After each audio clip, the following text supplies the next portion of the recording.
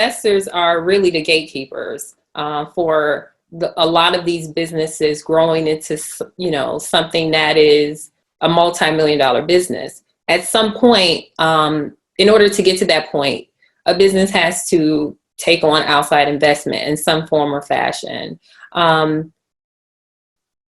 As the gatekeepers, they actually hold a lot of responsibility for making sure that there's equality. It's really it's a burden to have, but it's also a privilege that should be respected and taken seriously.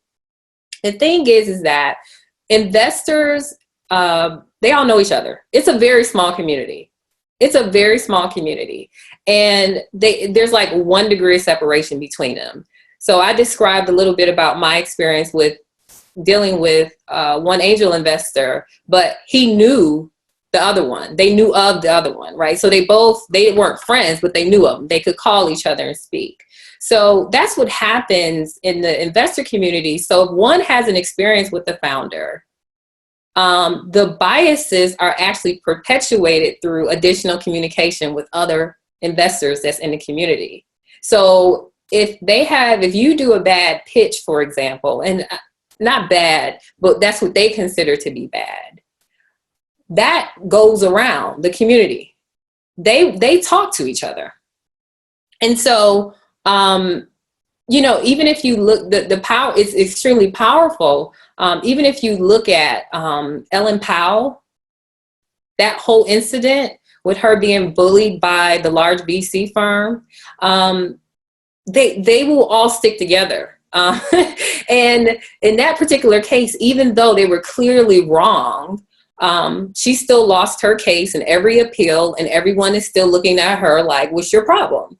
And that's pretty much what you're up against. And that culture has to change in order for there to actually be even more larger returns for them, because the statistics show that women-owned businesses are more profitable. More diverse businesses are more profitable. So it's actually in their best interest to take note of that.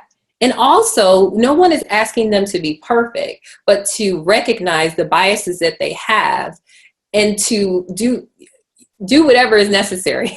I don't care if they need to write it down. Okay, this is the person's name when they see the pitch deck, and I'm thinking they are Asian, I'm thinking they are male, I'm thinking they are this, that, and the other. At least acknowledge what you're bringing into that meeting would be helpful in and of itself. So when you're actually going through and supposedly objectively gauging whether or not you want to invest in a company, you look at, okay, I've already know these are my biases. I need to be looking at it through this lens. That's what you do when you're serious about making changes in the industry.